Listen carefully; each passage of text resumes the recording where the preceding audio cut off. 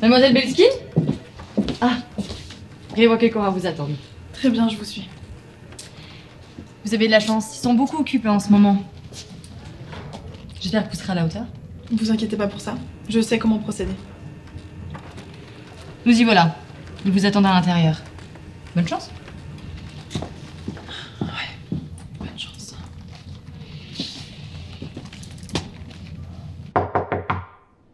Entrez.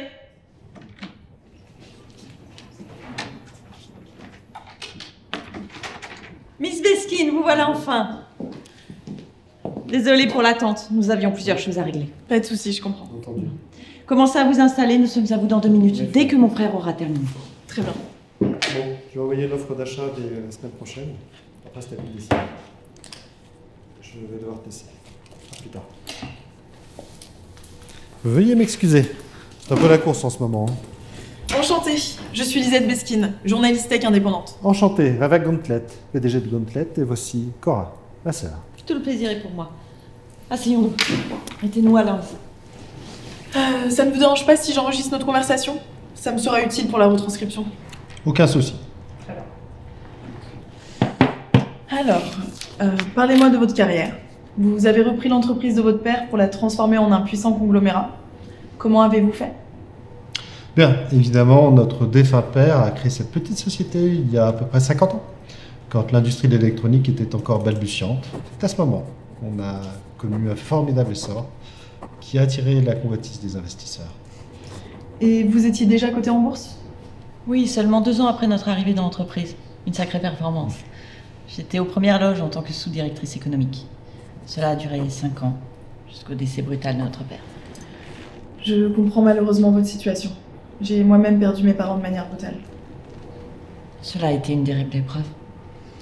Mais nous avons su rester soudés dans cette famille si nombreuse. Depuis 20 ans à la tête de ce groupe, nous avons traversé des crises, mais nous sommes toujours restés à nous serrer les coudes. Mes frères et mes sœurs m'ont rejoint dans l'aventure. Une sacrée fratrie, hein? Car nous sommes 7 et nous siégeons tous au conseil d'administration. Donc Ravak à l'exécutif, moi je le seconde en tant que vice-PDG. Une de nos sœurs, Liv, est à la direction économique, Deltonius est à la recherche et développement, Bicto à la sécurité. Et les 2 derniers arrivés, Friv et Origin, s'occupent de contacter les investisseurs. Ils sont d'ailleurs en voyage d'affaires avec Liv actuellement. Et vous étiez tout ce temps en famille? Vous n'avez jamais eu d'accrochage depuis?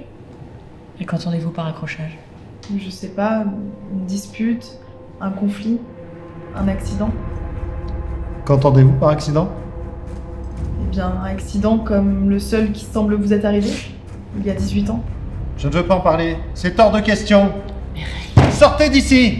Ray, qu'est-ce que tu dis? Pourquoi tu t'énerves? Mais qu'elle sorte maintenant! Je suis désolée. Merci d'avoir répondu à mes questions.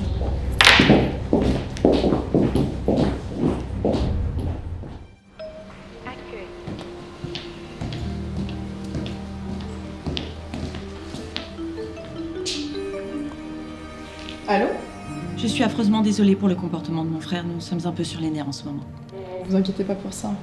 Quoi qu'il en soit, nous allons ajourner notre entretien et nous recommencerons tout depuis le début. Vous êtes une journaliste talentueuse. Je ne voudrais pas vous faire rater l'interview de votre vie. Je comprends, mais au vu de ce qui s'est passé... Non, ce n'est rien. Nous allons vous proposer un autre rendez-vous dans de meilleures conditions, je vous le promets. Bon, vous êtes sûr de vous? Oui, je vous le promets. Maintenant, si vous permettez, je vais aller m'occuper de mon frère. Merci. Oui, je vous dis à bientôt. Au revoir. Très bien. Merci beaucoup, au revoir.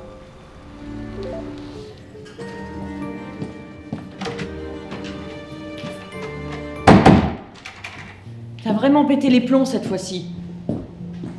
Tu sais que si ça s'ébruite, ça peut nuire à ta réputation. Je crois bien que non. Au vu de ce que je viens de trouver aux archives, voici le rapport du fameux accident. Mais quel accident? Ça s'est passé 6 mois avant que j'intègre la boîte. C'est ça qui a poussé papa à me mettre à la qualité. Et tu parles de celui où 2 parents ont perdu la vie? Celui-là même. Et devine le nom des victimes? Beskin. Attends un peu, la Miss Beskin, elle a 20 ans, c'est pas possible que ça soit elle. Eh ben si, figure-toi. L'avis de décès mentionnait 3 enfants, dont un en très bas âge. Et on a leur nom? Ah, pas pour le dernier. Les 2 autres, oui. D'ailleurs, le second a fait parler de lui. Mais c'était lors du saccage de nos bureaux à Londres. J'étais partie ouvrir notre branche britannique. Et donc? Et t'as pas croisé le chef de bande? Ça peut pas être lui. Bien sûr. Holloway, alias Marcus Buskin, très actif pendant 5 ans, puis il a totalement disparu. Mais je croyais qu'il était en prison. Visiblement non. Sa sœur, en revanche, a fait parler d'elle depuis. Non pas à Londres, mais à Louvain. Ah, mais c'était Deltonius qui avait eu affaire à elle. Eh oui. Elle n'avait laissé aucune trace, à part des vigiles effrayés qu'il appelait la sorcière. J'en ai entendu parler, ouais. Il paraît qu'elle pouvait maîtriser la foudre. Je pense surtout qu'elle les a drogués ou qu'elle leur a filé des hallucinogènes. Hein. Ouais, mais bon, pour la Miss Beskin, là, on n'a rien pour le moment. Non, mais ça va pas tarder. Je vais envoyer quelqu'un la suivre.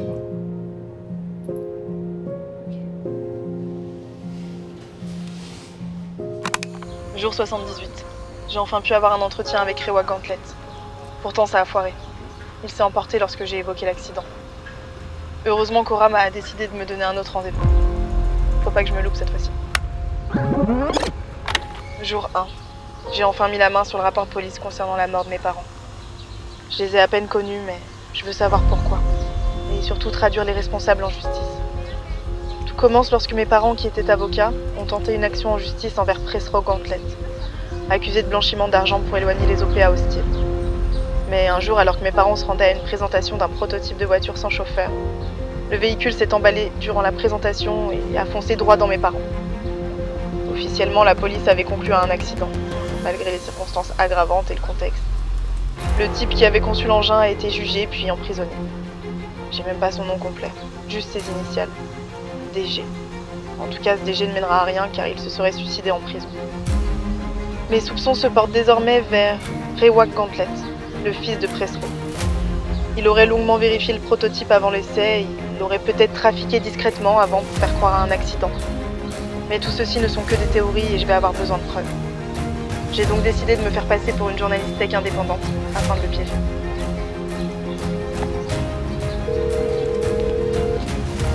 Allô Marcus, je vais avoir besoin de ton aide.